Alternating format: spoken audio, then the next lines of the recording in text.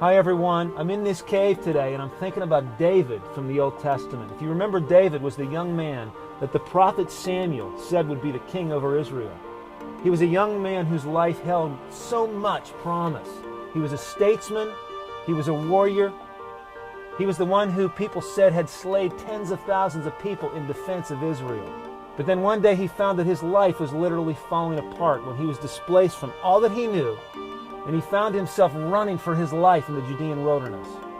And David, as he fled King Saul's wrath, found himself living in a place like this, found himself living in a cave.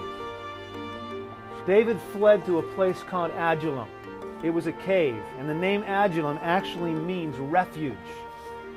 And it was in this place that David would take refuge in his God.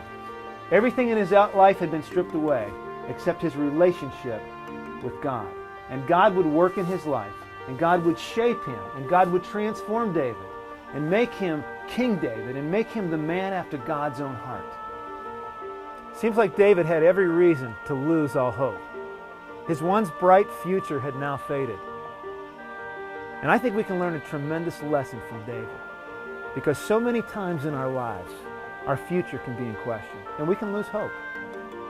But David, in the midst of trial, seeks his God.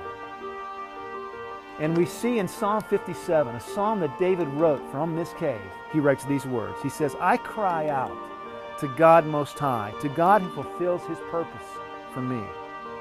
He sends from heaven and saves me, rebuking those who hotly pursue me. God sends his love and his faithfulness."